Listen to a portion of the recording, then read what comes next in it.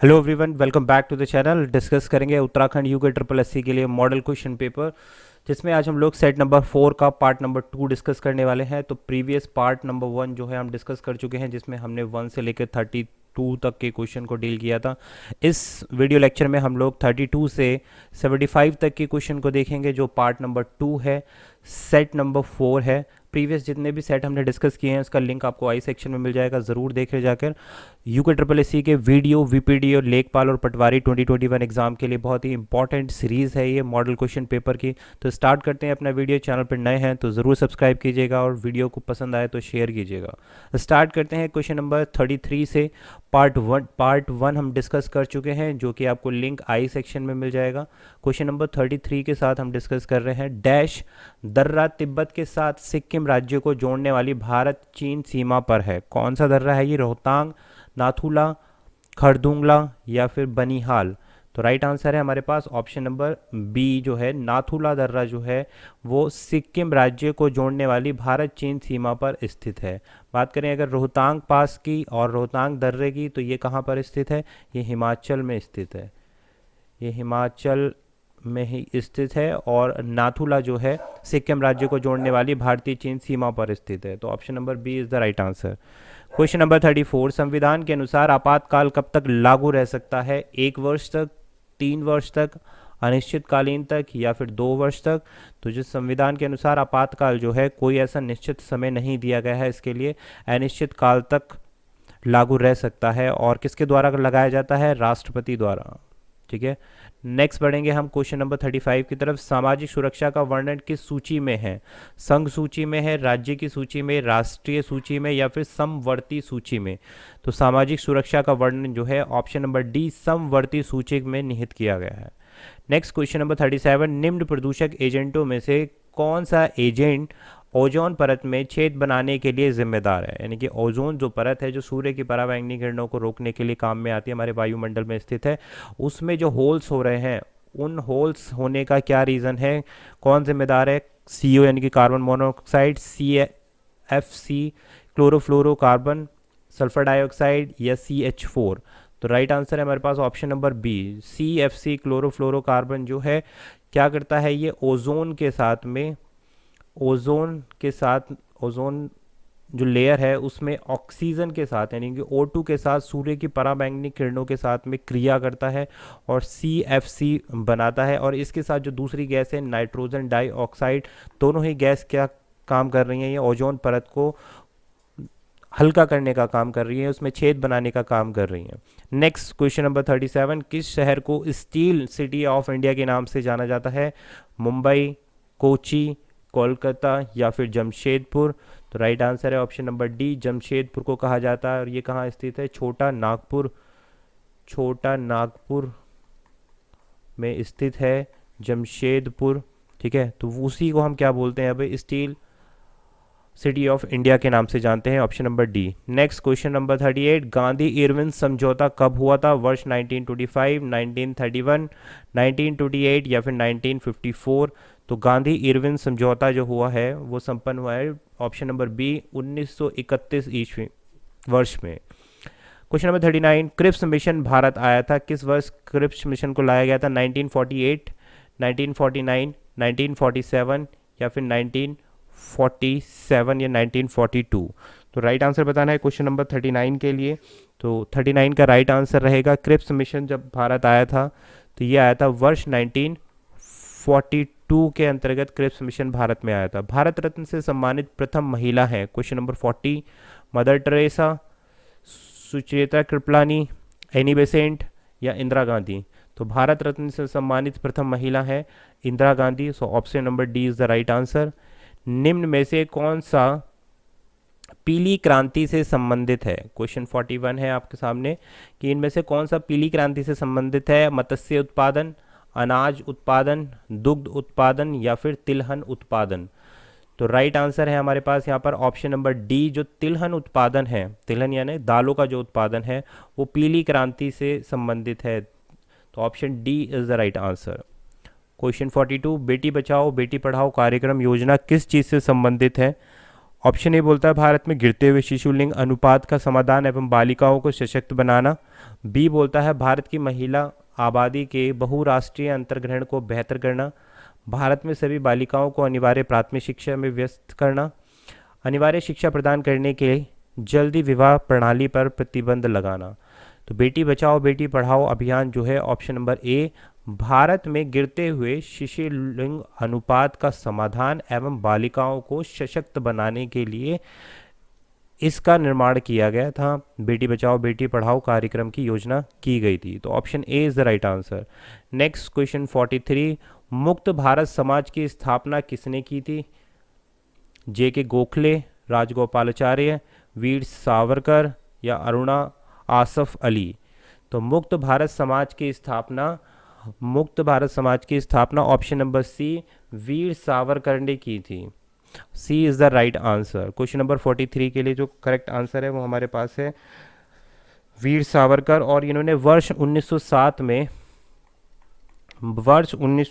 में सावरकर द्वारा जो है स्वतंत्र भारत में मुक्त भारत समाज की स्थापना की गई थी। तो ऑप्शन नंबर सी करेक्ट रहेगा। क्वेश्चन नंबर 44, अष्टप्रधान किस शासक के मंत्रिमंडल में थे? अकबर के, बाबर के, शिवाजी के या फिर शेरशाह सूरी। तो अष्टप्रधान किस शासक के मंत्रिमंडल में थे? तो ऑप्शन नंबर सी, ये शिवाजी के शासक के मंत्रिमंडल में थे। C is the correct answer. Question number 45, अंतरिक्ष में प्रथम पुष्पित पुष्प है? Option A zinnia, arnoldii, rafflesia या इनमें से कोई नहीं। तो अंतरिक्ष में प्रथम पुष्पित पुष्प जो है वो है ऑप्शन नंबर ए जिनेया या जिनेआ।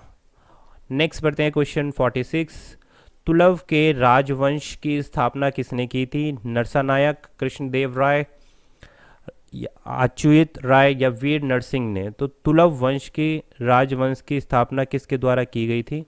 तो ये राइट आंसर है हमारे पास ऑप्शन नंबर डी, वीर नरसिंह के द्वारा की गई थी। और ये जो तुलव वंश था 1505 ईस्वी से 1570 ईस्वी तक रहा। तो वीर नरसिंह ने इसकी स्थापना की थी।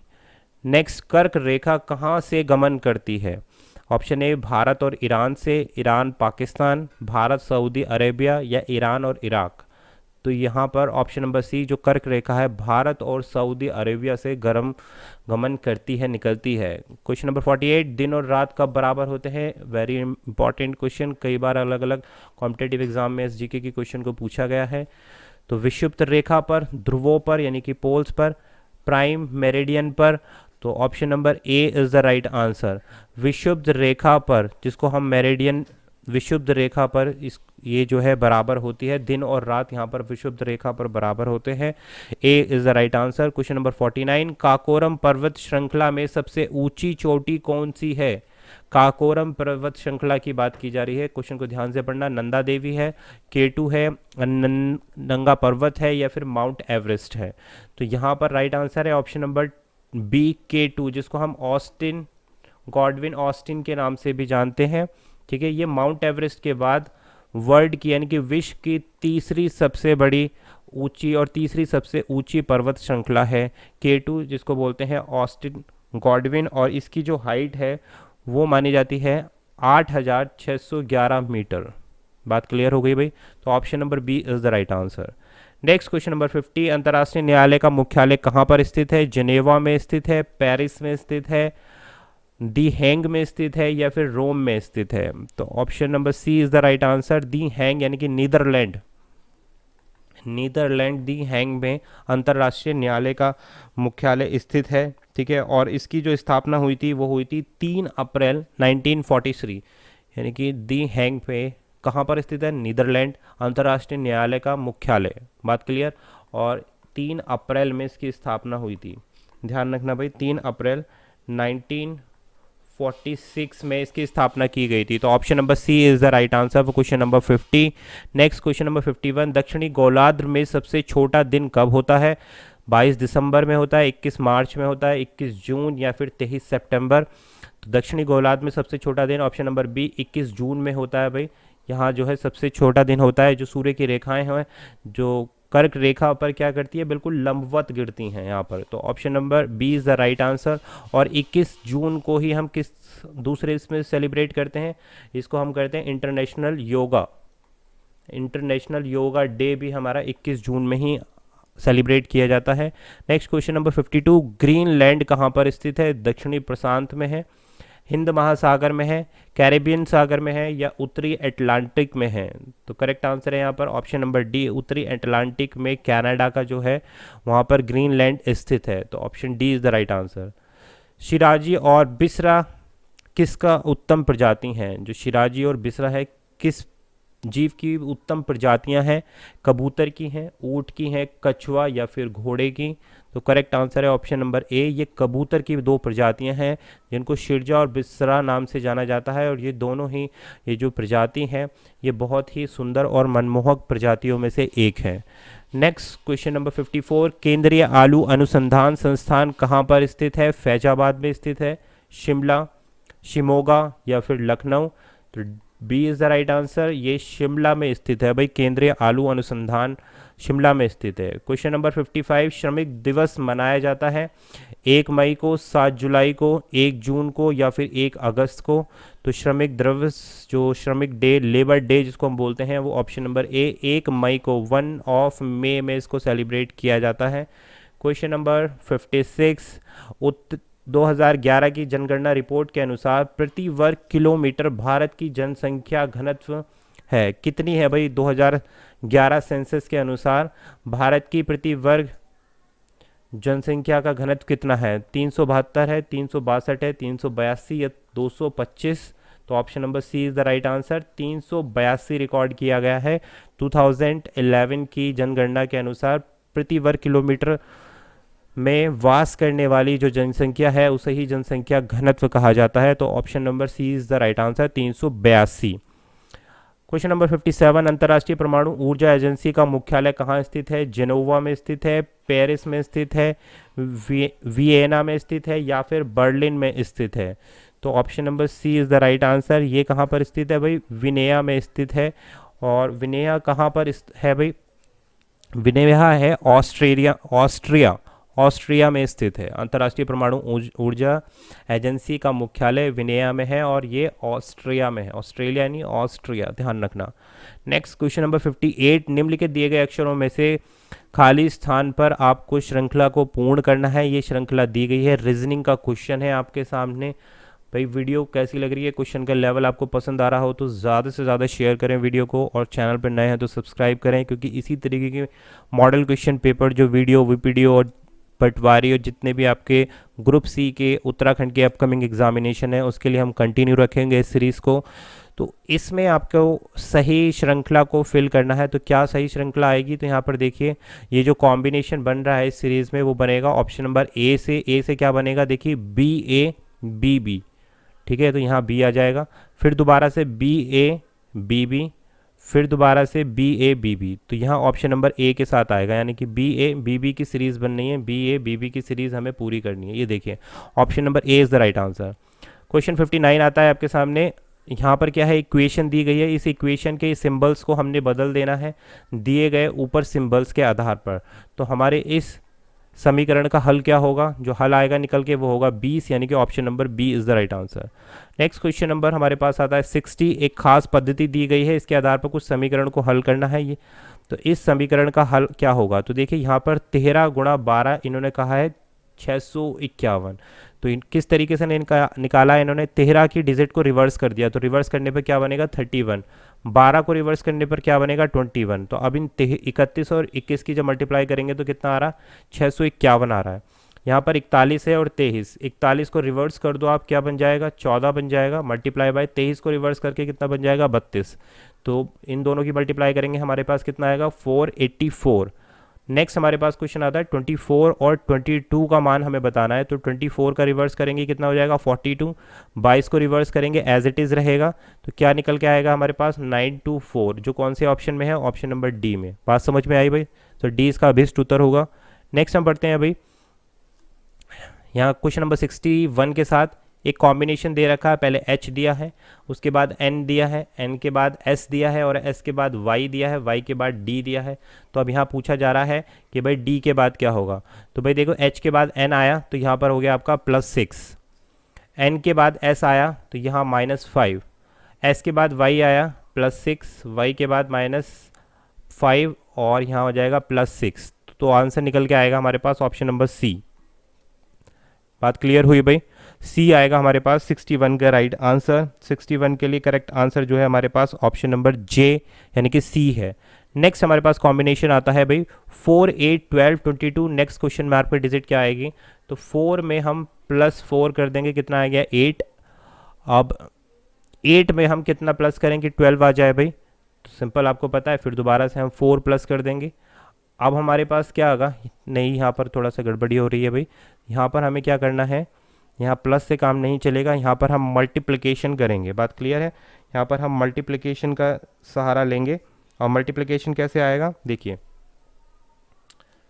4 में हम +4 करेंगे, 8 बन रहा है, ठीक है। 4 पे हम 8 में हम क्या ऐड करें कि हमारे पास क्या बनना चाहिए भाई, 12 बनना चाहिए। तो देखो 12 बनाने के लिए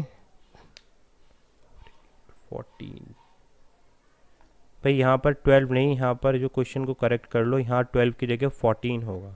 तो यहाँ 14 होगा तो यहाँ पर प्लस कितना हो जाएगा, 6 हो जाएगा। बात क्लियर हुई। और 14 + 8 करेंगे हम तो कितना बन के आ जाएगा, 22। और 22 + 10 करेंगे तो हमारे पास कितना बन के आ जाएगा भाई, 32। तो option number D is the right answer. बिल्कुल सही बात है भाई, सीरीज़ को करेक्ट कर लो। करेक्ट सीरीज़ क्या होगी, 4, 8, 14, 22 और उसके बाद क्वेश्चन मार्क। तो क्वेश्चन मार्क पे हमारे पास ऑप्शन नंबर डी आ जाएगा। और डी क्या है भाई, 62 का अभीष्ट उत्तर है डी। नेक्स्ट हमारे पास दिया गया एक आरेख दिया गया है, तो जिसमें कॉम्बिनेशन बताना है कि पेंसिल, रबर और स्टेशनरी के संबंध को इस आरेख द्वारा प्रदर्शित किया गया। तो कौन सा करेक्ट आरेख होगा, तो option number C is the right answer. देखिए जो स्टेशनरी होती है, स्टेशनरी के अंतर्गत ये हो गया पूरा सर्कल किसका, स्टेशनरी का। अब स्टेशनरी के अंदर ही क्या आती है, पेंसिल आ गई, और उसी के अंतर्गत क्या आ गया हमारे पास, रबर आ गई। तो एक शॉप के अंदर जो जैसे जो आप पेंसिल शॉप होती है स्टेशनरी की, जब उसमें आप जाते हो तो उसी शॉप के अंदर दोनों ही चीज़ें होती हैं।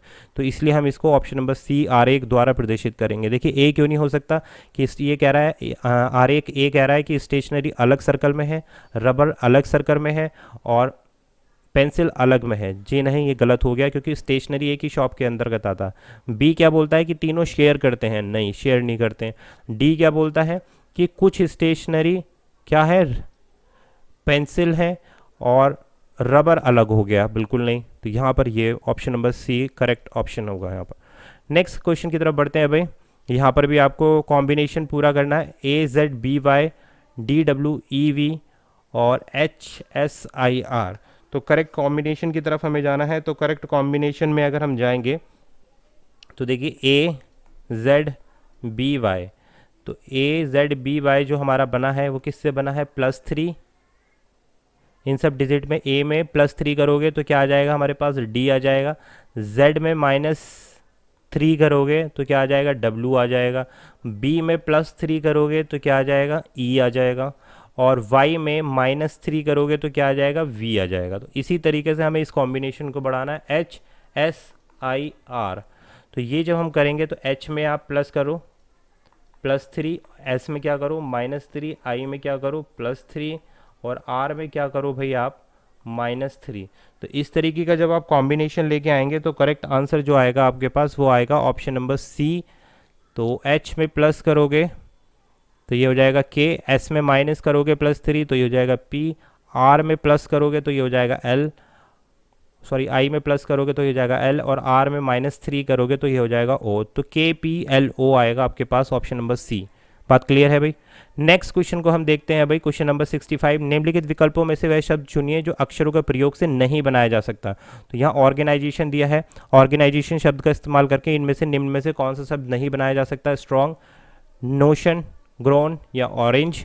तो राइट आंसर है हमारे पास ऑप्शन नंबर बी, भाई ऑरेंज क्यों चूज़ किया? क्योंकि ऑरेंज में क्या है, ई है, और इस ऑर्गेनाइजेशन वर्ड में कहीं से कहीं तक भी ई नहीं है, आप देखिए, तो ऑरेंज को हम नहीं बना सकते। B is the right answer. Question number 64, computer की मेमोरी में एंटर किए गए डेटा या इंस्ट्रक्शन को डैश माना जाता है। कोई भी चीज़ आप कंप्यूटर में एंटर करोगे तो इसको क्या मानेंगे? स्टोरेज कहेंगे, आउटपुट कहेंगे, इनपुट कहेंगे या इन्फॉर्मेशन कहेंगे? तो सी इज़ द राइट आंसर। इसको हम बोलते हैं इनपुट, जो चीज़ हम इसमें फीड करते हैं कंप्यूटर में। क्वेश्चन नंबर 67, मजदूरी करने वाले गर्भवती महिलाओं और प्रसव के बाद महिलाओं को हो रही मजदूरी की क्षति की आंशिक पूर्ति और पोषण के प्रति जागरूकता के लिए कौन सी योजना चलाई जा रही है? तो ये योजना है हमारे पास option number D, Indira Gandhi राष्ट्रीय मातृत्व सहयोग योजना।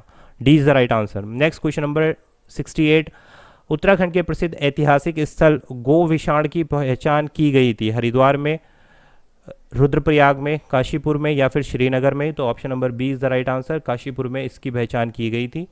नेक्स्ट, 9 नवंबर सन 2000 को उत्तराखंड में गठन के पश्चात प्रथम राज्यपाल कौन थे? तो भाई यहाँ पर डेट आ गई है, आप ध्यान रखना, उत्तराखंड की जो गठन डेट है, जिस दिन और जिस डेट को इसको उत्तराखंड को बनाया गया था, वह है 9 नवंबर सन 2000 को उत्तराखंड का गठन हुआ था। तो इसके प्रथम राज्यपाल कौन थे? Option number C, Surjit Singh Barnala जो है प्रथम राज्यपाल थे। क्वेश्चन नंबर 70, भारत के सबसे बड़े port developer Krishnapatnam port company limited को 12,000 करोड़ की खरीद लिया गया था। तो ये किसने खरीदा था? रिलायंस इंडस्ट्री ने खरीदा है, टीसीएस ने, Adani ports and special economic zone या कोल इंडिया? तो राइट आंसर है option number C, Adani ports and special economic zone ने इसको परचेस किया था। क्वेश्चन नंबर 71, यमुनोत्री किस राष्ट्रीय राजमार्ग पर स्थित है? तो ये स्थित है भाई NH 94, नेशनल हाईवे 94 पर। Option C is the correct answer. Question number 72, मुट्ठी शब्द मापन की एक इकाई है। किस शब्द मापन की एक इकाई है? तेल की, भूमि की, कपड़े की या इनमें से कोई नहीं? तो भाई भूमि नापने के लिए यहाँ पर इस्तेमाल किया जाता है मुट्ठी का, तो ये एक यूनिट है मेजरमेंट की, किसकी? लैंड की। क्वेश्चन नंबर 73, गोविंद वल्लभ पंत को किस वर्ष भारत सरकार द्वारा भारत रत्न से सम्मानित किया गया था? ये आपको बताना है। तो क्वेश्चन नंबर 73 का राइट आंसर क्या होगा भाई? तो देखिए 73 का राइट आंसर रहेगा हमारे पास option number B.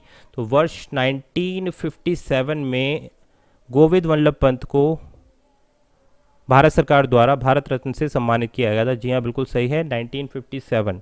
Next, Uttarakhand में आपदा प्रबंधन को किस पाठ्यक्रम में सम्मिलित किया गया है? कक्षा 6 से 10, 8 से 10, 9 से 10 या 10 से 12? तो correct answer option number A, ये कक्षा 6 से 10 तक के सिलेबस में, पाठ्यक्रम में आपदा प्रबंधन को सम्मिलित किया गया उत्तराखंड के अंतर्गत।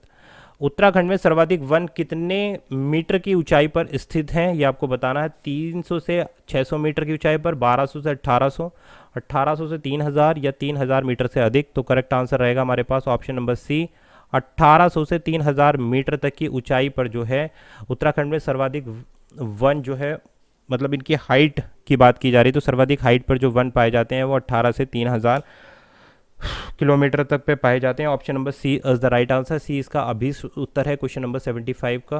तो ये हमारे आज के क्वेश्चन थे जो हमने डिस्कस किए मॉक टेस्ट में या मॉडल टेस्ट में। ये पार्ट नंबर 2 था मॉडल सेट नंबर 4 का। नेक्स्ट पार्ट नंबर 3 में मिलेंगे, जिसमें हम लोग 75 से यानी कि 76 से 100 तक के क्वेश्चन को देखेंगे। वो रहेंगे हमारे पार्ट नंबर 3 में मॉडल टेस्ट 4 में। ठीक है, तो इस टेस्ट की सीरीज़ हमारी जारी रहेगी। वीडियो पसंद आ गई हो तो लाइक कर देना, ज़्यादा से ज़्यादा चैनल पर सब्सक्राइब कर देना। Thanks for watching this video. मिलेंगे आपसे नई वीडियो में। This was Abhishek Tyagi. Thank you.